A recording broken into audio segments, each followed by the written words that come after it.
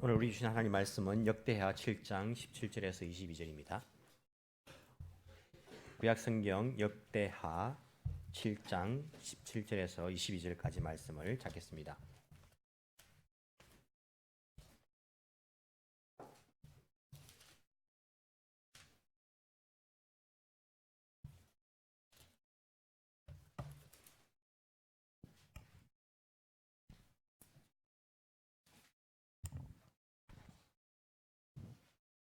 역대하 7장 17절에서 22절까지 말씀입니다.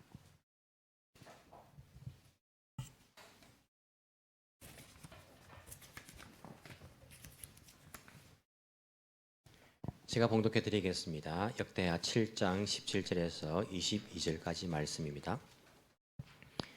너는 내 앞에서 내 아버지 다윗처럼 살아라. 그래서 내가 내게 명한 것을 실천하고 내가 내게 준 율례와 규례를 지켜라. 그러면 내가 내 아버지 다윗에게 내 자손 가운데서 이스라엘을 다스릴 사람이 끊어지지 않게 하겠다고 하고 언약한 대로 내 나라의 왕좌를 튼튼하게 해주겠다. 그러나 너희가 마음이 변하여 내가 너희에게 일러준 나의 율례와 계명을 버리고 다른 신들을 섬겨 숭배하면 비록 내가 이 땅을 너희에게 주었지만 내가 너희를 여기에서 뿌리째 뽑아버리고 비록 내가 내 이름을 위하여 이 성전을 거룩하게 구별하였지만 이 성전도 내가 버리겠다. 그러면 너희는 모든 민족 사이에서 한낱 속담거리가 되고 웃음거리가 되고 말 것이다. 이 성전이 지금은 존귀하지만 그때가 되면 이리로 지나가는 사람들마다 놀라서 어찌하여 주님께서 이 땅과 이 성전을 이렇게 되게 하셨을까 하고 탄식할 것이다. 그러면 그들은 이스라엘 백성이 자기들을 이집트 땅으로부터 이끌어내신 주 자기 조상의 하나님을 버리고 다른 신들에게 미혹되어 그 신들에게 절하며 그 신들을 섬겼으므로 주님께서 이 온갖 재앙을 내리셨다 하고 말할 것이다. 아멘. 예, 우리가 성경을 한 권씩 한 권씩 이렇게 이제 보고 있는 가운데에 역대하가 순서가 되었습니다. 한 두 주입니까? 세 주입니까? 한 두세 주 동안 우리가 이 성경 순서대로 나가지 못하고 다른 또 분들이 오셔가지고 성경 말씀을 가지고 설교를 해주셨는데 역대하가 되기를 여러분들 눈꼽아 기다리셨죠? 아닙니까? 눈꼽아 기다렸다는 말이 맞는가요? 목 놓아 기다렸다. 손꼽아 눈이 아니고 손이구나. 요즘은 참 걱정입니다, 그죠? 여러분 목사를 위해 기도를 많이 해주시기 바랍니다. 앞에 서서 헛소리하지 않도록 기도를 많이 해주시기 바랍니다. 손꼽아 기다리셨으리라고 믿으면서 제가 설교를 준비를 했습니다. 오늘 역대하를 봤는데 제가 성경 말씀을 읽고 말씀과 상관없는 설교를 하는 것을 싫어합니다, 개인적으로. 하지만 우리가 전체를 보다 보니까 조금 그런 면이 없지 않다는 생각들을 하시고 그렇다 해서 영 연관없는 그런 이야기는 하지 않으니까 양해를 해주시기 바랍니다. 자, 역대하를 우리가 봅니다. 역대기는요. 사무엘도 그렇고 상하, 열왕기 상하, 역대기 상하. 원래 상하는 아니라 했습니다. 원래는 한 권의 책입니다. 한 권. 사무엘서, 열왕기서, 역대기서 이렇게 한 권의 책인데 길이 때문에 분량 때문에 우리가 임의로 이렇게 나누어서 지금 보고 있는 것입니다. 원래는 나누어져 있지 않습니다. 자, 역대기서는요. 역사서 가운데에 제2부의 시작이라고 말씀을 드렸습니다. 그러니까 여호수아부터 시작된 이스라엘 역사를 이렇게 보시면요. 열왕기서에서 한번 마무리됩니다. 어떻게 마무리되냐면 나라가 망함으로써 열왕기서에서 나라가 망함으로써 이제 역사가 한번 결론이 납니다. 그리고 왜 우리가 망하였는가? 열왕기서를 보시면요. 그들의 죄악 때문에 망하였다는 것을 우리가 알 수 있죠. 역대기서를 보시면 앞에 있는 사무엘서와 열왕기서와 비슷한 이야기들을 똑같이 하고 있습니다. 그래서 겹쳐지는 이야기들도 있습니다. 하지만 완전히 다른 책이라 했습니다. 왜냐하면 역대기부터는 죄 때문에 나라가 멸망하여서 포로로 잡혀갔다가 다시 돌아온 다음에 기록한 겁니다. 그렇기 때문에 역대기서를 보면 다시 아담부터 시작합니다. 하지만 그들이 역대기 마지막에 보시면 포로에서 돌아와서 그들이 다시 성전을 짓고 이런 이야기들을 다시 하고 있습니다. 그리고 에스라서와 딱 바로 연결되는 이야기가 이렇게 진행되고 있는 것을 우리가 알 수 있습니다. 역대기서는 열왕기서와 비슷한 내용이 있지만은 사실은 시점이 다르다. 그리고 관점도 다르다. 그렇게 말씀을 드렸습니다. 열왕기서는요. 선지자적인 관점을 가지고 기록했댔습니다. 그래서 선지자는 뭐 합니까? 선지자적인 관점, 선지자는요 그들의 죄악을 지적합니다. 제가 앞에서 선지자적인 관점에서 설교를 하면요 여러분들 야단을 많이 칠 겁니다. 하지만 열왕기서를 보시면 제사장적인 그런 관점을 가지고 기록하였다. 그래서 성전에 관한 이야기. 당연합니다. 왜냐하면 포로에서 돌아왔는데 성전이 무너진 거예요. 그래서 그들이 제일 먼저 하는 게 무엇입니까? 성전을 다시 세우는 일들, 하나님 중심의 그러한 삶들, 실패했던 그 일들을 다시 세워야 되기 때문에 이 열왕기서를 보시면요 제사장적인 그런 관점을 가지고 기록된 것을 우리가 볼 수 있습니다. 유대교도요 성경을 가지고 있지 않습니까? 유대교는 우리와 다른 성경이 뭡니까? 신약은 가지고 있지 않고 구약만 믿습니다. 유대교 성도들은 왜 그렇습니까? 예수님을 메시아로 믿지 않기 때문에. 유대교 성경은요 우리 구약 성경하고 똑같습니다. 구약 성경. 근데 순서는 다릅니다. 순서는 달라가지고 우리와는 조금 다른 순서를 가지고 있죠. 유대교 성경을 보시면 열왕기서가 선지서에 들어가 있습니다. 선지서. 선지자적인 관점을 가지고 있기 때문에 선지서의 역사서가 아니고 선지서라는 그런 분류를 해놓았습니다. 역대기서는 유대교의 성경의 순서에 의하면 제일 마지막에 자리를 잡고 있습니다. 제일 마지막에. 역대기가 유대교 성경, 구약 성경에 의하면 제일 마지막에 자리를 하고 있다. 열왕기서는 선지자적인 관점으로 봤다. 역대기는 제사장적인 관점으로 봤다라고 그것을 알면서 읽으시면요, 아 그렇구나라고 이해를 하실 수가 있게 될 것입니다. 자, 역대기 상은요 사무엘서와 내용이 겹쳐지는 부분이 많이 있습니다. 역대기 상은 어디하고 사무엘서와 겹쳐지는 부분이 많이 있습니다. 어디서 본 것 같은데 어디서 본 거 맞습니다. 사무엘서에서 보셨습니다, 여러분들. 자, 역대기 하는 어디하고 겹치는 부분이 많을까요? 역대기 상은요 사무엘 상하와 겹쳐지는 부분이 많습니다. 자, 그럼 역대기 하는요 어디와 겹쳐지는 부분이 많을까요?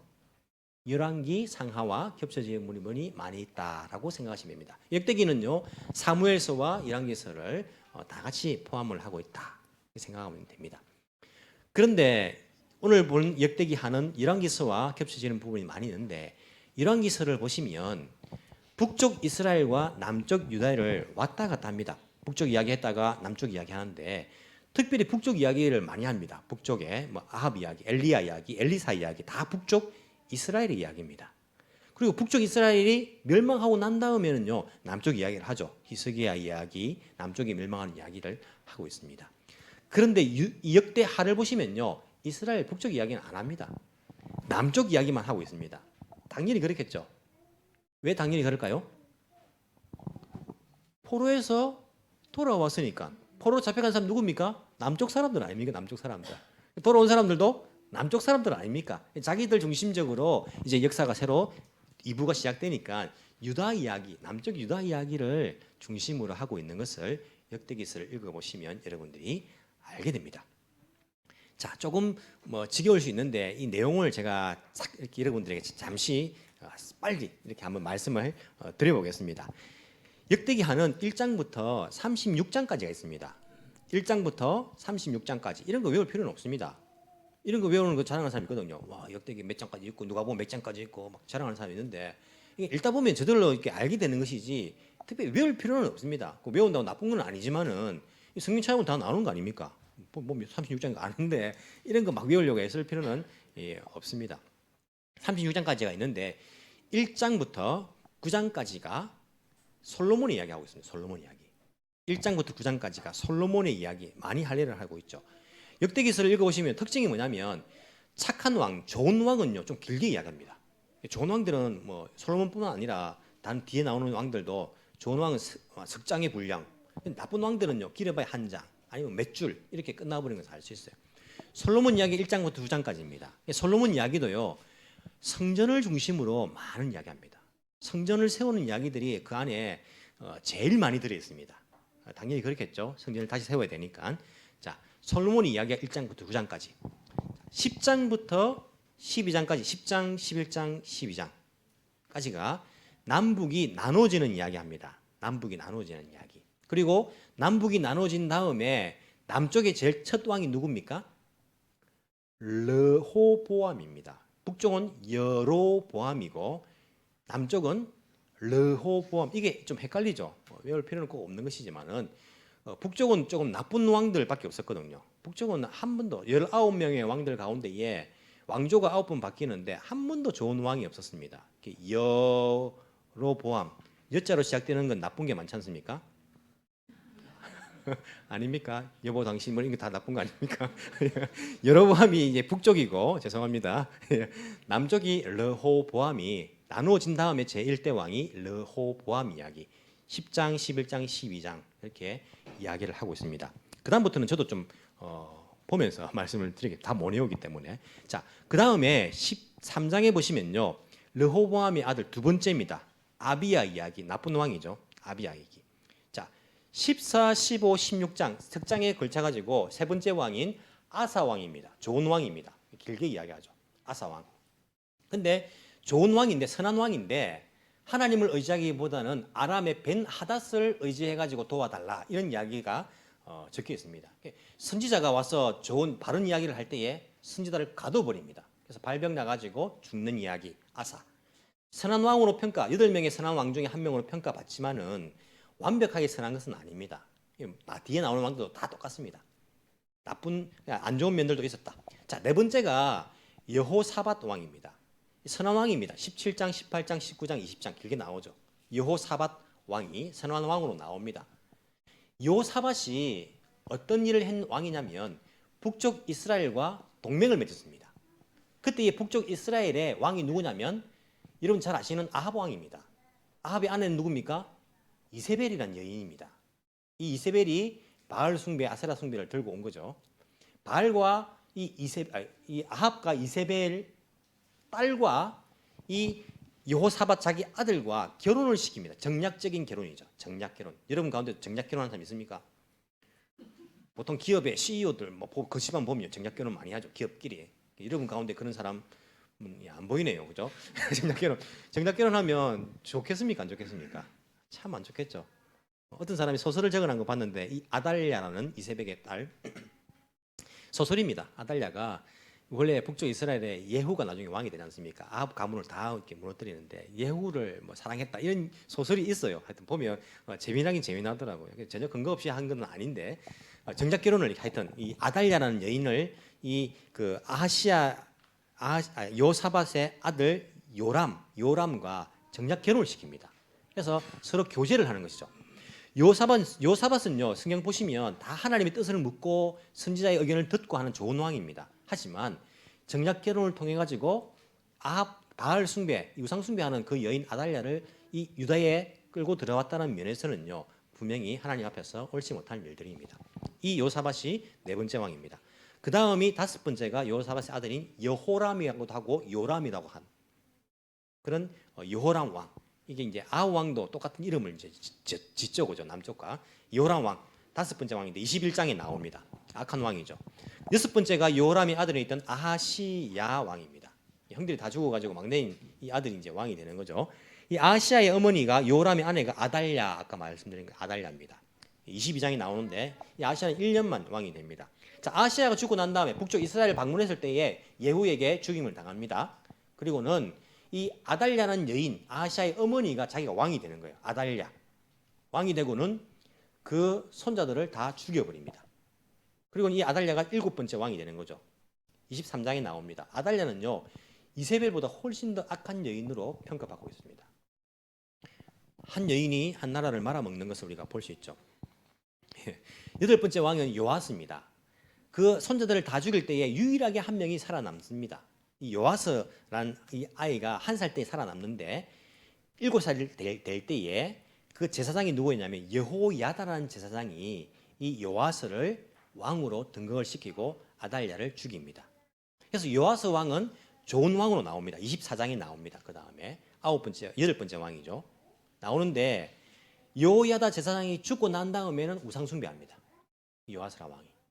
그리고 여호야다의 아들인 스가랴 제사장이 임금님 그렇게 하면 안 됩니다 할 때에 부하들을 시켜가지고 이 스가랴 제사장을 죽여버립니다.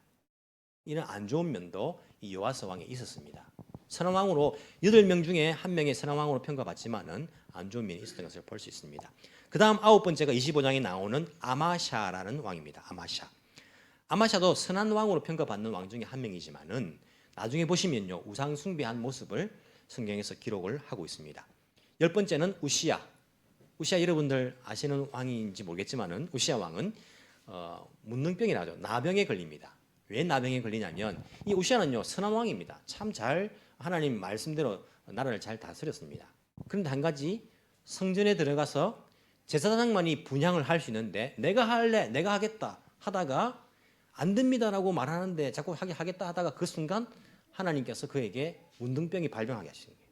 그래서 나중에는 왕궁에서 못 다스리고 뒤에 뒷궁에서 거기서 혼자서 있으면서 아들이 요담을 세워서 섭정을 합니다. 섭정을. 아들 요담이 왕이 되고 나병에 걸렸기 때문에 섭정을 하였던 왕이 우시야 왕. 그 아들이 요담 왕입니다. 11번째 27장에 나오는데 이 요담 왕도 선한 왕으로서 기록됩니다. 하지만 요담 왕 때의 백성은 여전히 악한 짓을 하고 있었다. 범죄하였다라고 나옵니다. 여전히 산당에서 제사를 지냈다라는 그러한 평가가 나오고 있습니다. 12번째가 28장에 나오는 아하스 왕입니다. 악한 왕입니다. 13번째는 유명한 히스기야 왕입니다. 29장, 30장, 31장, 32장에 나오는 선한 왕이죠. 13번째 히스기야 왕. 하지만 히스기야도 하나님께 야단을 듣습니다. 왜 듣습니까? 바벨론에서 이렇게 특사를 보냈는데 자기가 가지고 있는 것들을 막 자랑하는 거예요. 성전에 있는 기물들과 막 자기가 가지고 있는 여러 가지 군대의 그런 전략적인 무기들 막 자랑하는 거예요. 하나님께서 너 지금 뭐 하고 있느냐? 거기에 너의 힘이 있느냐? 그거 다 빼앗기게 될 것이다. 바벨론에 의해 가지고. 이 히스기야도요. 우리가 선한 왕으로 알고 있지만은 이렇게 하나님 앞에서 안 좋은 면들도 분명히 있었다는 걸 알 수 있습니다. 그 아들인 14번째 33장에 나오는 므낫세 왕은 악한 왕 중에 악한 왕으로 평가를 받고 있죠. 그 다음에 15번째 역시 33장에 짧게 끝나는 악한 교만한 왕이었던 아몬 왕. 16번 다 돼갑니다. 16번째가 요시야 왕 34장 35장에 나오는 선한 왕입니다.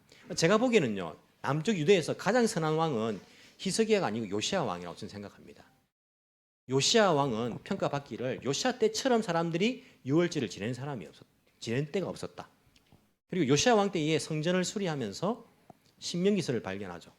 그래서 그들이 잊고 있었던 그 율법을 다시 한번 선포하게 되고 그것을 지키는 그런 일이 요시야 때 있었습니다. 요시야 왕이 16번째입니다. 하지만 요시야 왕이 전쟁 가운데 죽습니다.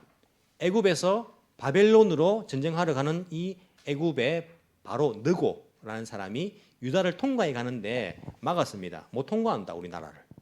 하나님께서 애굽을 바벨론과 싸우게 하셨다라고 성경에 기록되어 있는데 그런 것들 잘 읽지 못하고 막아서다가는요 전쟁에서 사망하고 말죠. 17번째가 요시야의 아들인 요아스 왕인데 36장에 나옵니다. 그 다음 나오는 4명의 왕들은요 36장에 다 몰아서 나옵니다. 이 4명 가운데 3명이 요시야의 아들입니다. 3명이 요시야의 아들이 왕이 됩니다. 한 명은 손자고 요아스가 아들이죠. 그 다음에 요야김이라고 하는데 이것도 요시야의 아들입니다. 다음에 여호야긴은 요야김의 아들이죠. 손자죠. 19번째. 그 다음 마지막에 시드기야도 요시야의 아들입니다. 시드기야가 마지막 20번째의 왕이 됩니다. 이렇게 역대기 하는 채워져 있습니다. 여러분 역대기를 지금 한 권을 다 보신 겁니다.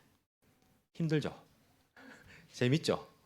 그런데 이 왕들을 보시면서요 우리가 교훈을 받을 수 있는 내용들이 있습니다. 뭐냐면요. 첫 번째는 완벽하게 선한 왕은 없었다는 겁니다.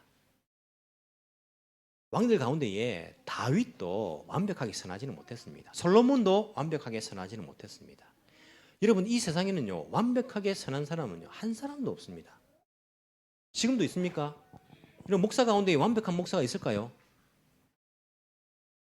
있는 것처럼 보여가지고 여러분 자꾸 다른 교회 목사님한테 찾아가죠. 여러분 이 세상은요 완벽한 목사는 없습니다. 저도 완벽하겠습니까? 불완전하겠습니까? 대답하기 곤란하십니까? 저도요 완벽하지 못한 거 제가 잘 알고 있습니다. 죄악되고 실수가 많고 모자란 점 정말 많고 알고 있습니다. 여러분들이 그것을 인정해 줘야 됩니다. 저도 여러분들이 완벽한 신자라고 성도라고 생각하지는 않습니다. 그것을 서로가 인정해야지 우리가 희망을 가지면서 서로가 기도하며 나갈 수 있는 겁니다. 이 세상에는요 완벽한 목사가 없고 완벽한 성도는 없습니다. 완벽한 교회는 없습니다. 완벽한 가정이 어디 있습니까? 완벽한 나라가 어디 있습니까? 사람이 사는 데는요 완벽함이라는 것은 있을 수 없습니다. 아무리 선한 왕이라도요, 히스기야라도 요시야라도 누구나 다 하나님 앞에서 이렇게 안 좋은 면들이 있었습니다. 그래서 우리는 날마다 하나님께 기도하는 것이 필요합니다. 완벽하지 않기 때문에. 오늘도 새로운 날을 우리가 시작하면서 내 힘으로 완벽하게 살 수 없습니다. 그래서 우리는 날마다 주님을 의지해야 됩니다. 주님 없이는요, 제가 이 하루를 잘 살아낼 수가 없습니다. 믿음으로 승리할 수가 없습니다. 주님 도와주세요. 내 힘으로 안 됩니다. 인정하며 고백하며 날마다 주님 의지해야 됩니다. 이 왕들이요, 완벽하지 않기 때문에 날마다 주님을 의지해야지, 그렇지 않으면요 금방 시험에 들고 넘어져 버립니다. 그런 실패의 역사들을 이 왕들을 통해서 보았지 않습니까? 이 땅에 완벽한 사람은 아무도 없다. 두 번째 받을 수 있는 교훈은요, 처음이 좋았다고 끝이 좋은 것은 아니다. 여러분, 이 왕들을 보시면요, 처음은 좋았어요. 여호야다 제사장이 살아있을 때는 좋았어요. 그리고 솔로몬도 처음에 왕이 되었을 때는 좋았어요. 그런데 끝이 꼭 좋다는 것은 아니다. 가면 갈수록, 시간이 가면 갈수록 더 좋아진 왕들이 있습니까? 가면 갈수록 더 나빠지는 모습들을 우리가 볼 수 있어요. 그럼 사람은요, 시간 가면 갈수록 더 좋아지기보다는요, 더 나빠지는 면이 훨씬 많은 것 같습니다. 우리 신앙도 안 그렇습니까? 신앙도 처음 내가 처음 주를 만났을 때 그 감격이 시간 가면 갈수록요, 이게 마음이 굳어지는 거예요. 완악해지는 거예요. 감동도 없고 감사도 없고, 우리의 창조주 하나님께서 아들 독생자 예수님을 십자가에 못 박아 죽였다는데 우리를 위해서, 그런데 왜 내가 관심도 없어요, 감동도 없어요. 그 사실에 대해서 시간 가면 갈수록 처음이 좋았다고 끝이 좋았던 것은 아니라는 것을 우리가 기억해야 됩니다. 날마다 깨어있는 것이 필요합니다. 날마다 뜨거워지는 것이 우리가 필요합니다. 우리 몸도 똑같습니다. 여러분, 몸이요, 나이가 들면 어떻게 됩니까? 부들부들해집니까? 딱딱해집니까? 딱딱해집니다. 그래서 완전히 딱딱해지면 어떤 상태입니까? 죽으면요, 완전히 딱딱해집니다. 아이들 보세요. 아이들 살이 어떻습니까? 버들버들하죠. 버들버들. 막 부러져도 금방 벗고 막 버들버들하는데, 나이가 들면요, 이게 딱딱해져가지고 카타코리도 다 딱딱해져가 생기는 병. 뇌 안에 있는 근육도 딱딱해지고, 목도 딱딱해지고, 다 딱딱해져가 생기는 병 아닙니까? 우리 영적인 상태도 마찬가지입니다. 시간 가면 갈수록요, 딱딱해집니다. 그래서 하나님께서 말씀하신 이스라엘 백성들에게 목이 딱딱한 백성이다. 이게 이 목을 말하는 거 아니지 않습니까? 영적인 그런 부분들. 딱딱하다. 강팍해졌다, 마음이.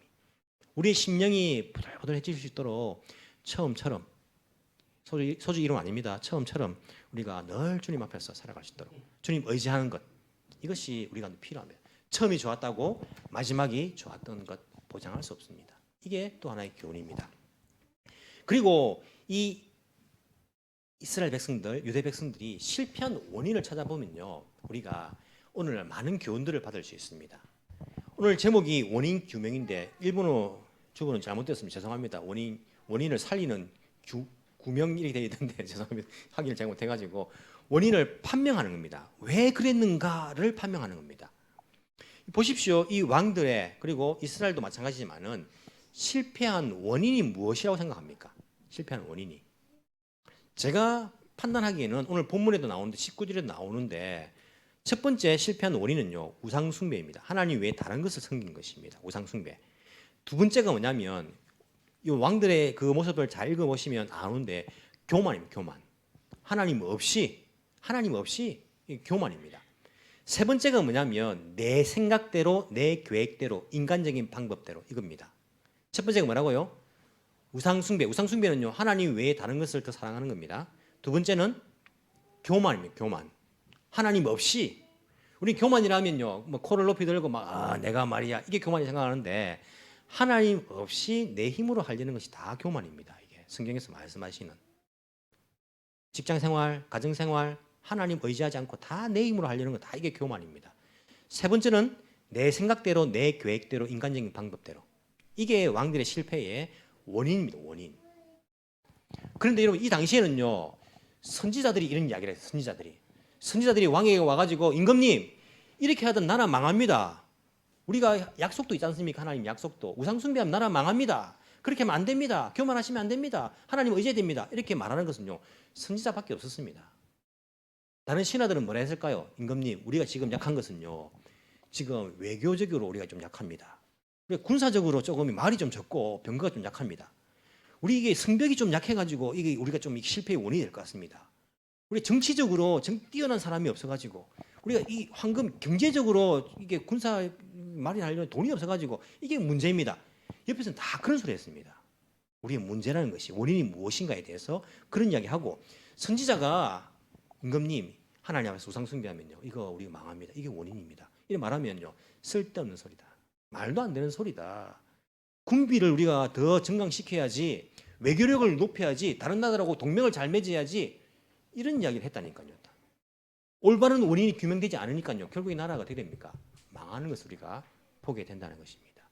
이런 원인을요 잘 규명해야지 이게 잘 고칠 수 있습니다. 원인을 잘 규명하지 못하면요 엉뚱하게 고생만 하고 잘 못 고친다니까요. 똑같은 실수가 반복됩니다. 여러분 가운데 이런 뉴스를 들어본 적 있습니까? 한 2년 전에 2017년 12월 7일자 뉴스에 보면 이런 소식이 실렸습니다. 20살 나이에 여자예요, 여자 처녀. 20살 처녀인데 이 여자가요 3살 때에 뇌성마비 판정을 받아요. 뇌성마비. 아이가 걷는데 자꾸 넘어지는 거예요. 부모가 병원을 데려가니까 뇌성마비라는 거예요. 못 걷는데 뇌성마비라 가지고. 그래서 휠체어에 앉아가지고 계속 생활한 거예요. 이 아버지가 계속 다니면서 거의 한 4, 5억을 썼대요. 치료한다고 막 국내 병원 가고 뭐 해외도 알아보고 막 하다가 다시 그 병원 가는데 뇌성마비에 대한 그런 치료만 계속 하는 거예요. 뇌성마비라 해가지고. 그리고는 10몇 년이 흘렀습니다. 그리고 서울에 있는 유명한 물리치료를 하는 그 병원에 이 아이를 데려갔는데 물리치료사가 그걸 이제 보더니 뇌성마비가 아닌 것 같습니다. 이렇게 이야기해요. 그러면서 그 여성의 병이 뭐였냐면 희귀난치성 질환인 세가와병. 뭐 처음 들었습니다만은 하여튼 세가와병이라고 판명을 하고 세가와병은요 도파민 그 생성이 좀 적게 되는 바람에 나오는 거예요. 그래서 그 약물 치료로 약을 일주일 먹었는데 이 여자가요 걷게 됐어요. 약물만 계속 먹어주면 그냥 약만 먹어주면 정상적으로 생활 되는 거예요. 근데 10몇 년을요 뇌성마비라 판정을 해가지고 못 걸어 다니는 거예요. 휠체어 타고 다니는 거예요. 돈도 엉뚱하게 쓰고 원인을 규명하니까요 올바른 약을 먹으니까 금방 치료되는 것인데 법원에서 이제 그 판결이 났어요. 1억을 배상해라고 병원에서. 서로가 이제 1억을 배상하게 했는데 뭐 이분은 이제 이 아이가 보냈던 그 시간들 돈이 문제가 아니라 그 시간들 썼던 치료비들 이걸 다 이제 무다가 된 거죠. 이처럼 여러분도 그런 경우 없습니까? 어떤 병에 걸렸는데 올바른 판정이 안 나가가지고 엉뚱한 약을 쓰면요 잘 안 듣잖아요. 올바른 판단을 해가지고 올바른 약을 먹어야지 그게 올바르게 치료가 되잖아요. 저도 팔목이 이게 안 좋아가지고 고생을 했어요. 한국 갔을 때에 MRI까지 찍었습니다. MRI까지 찍었는데도 뭐 이게 괜찮대요. 아무런 이상이 없대요. 팔꿈치에 아무런 이상도 없대요.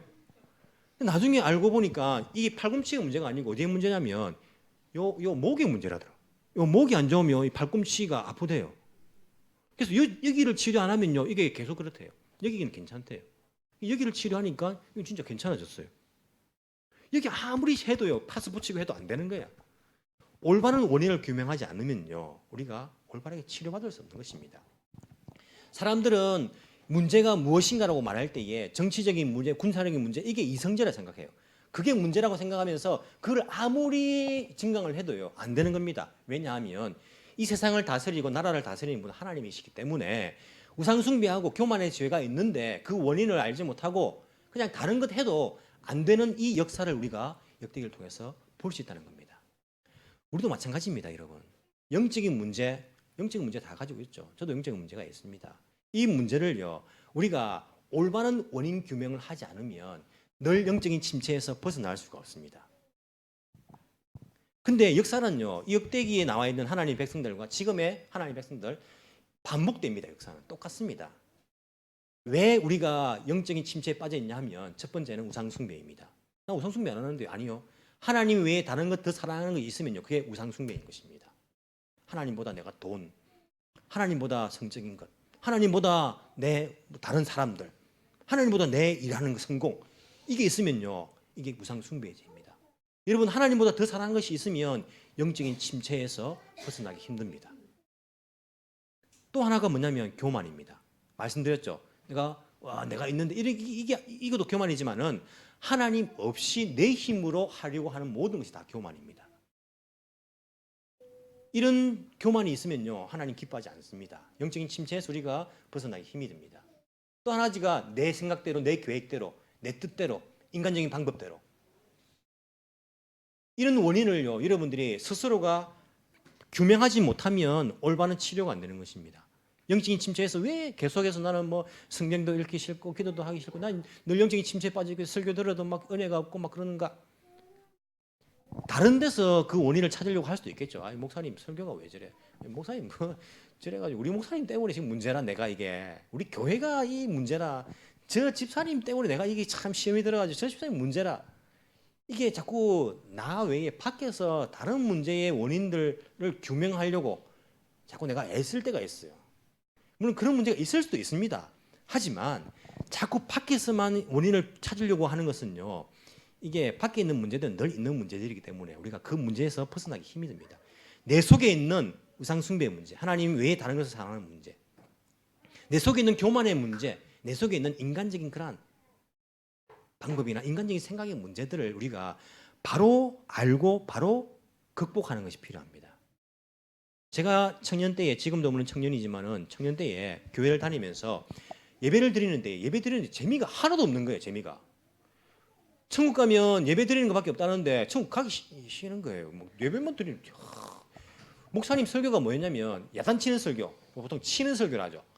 설교가 매주마다 우리 목사님 설교가요. 야단치는 우리 늘 주일 가면 교회 가면 야단만 맞는 거예요. 막 야단치는 설교 늘 들어요.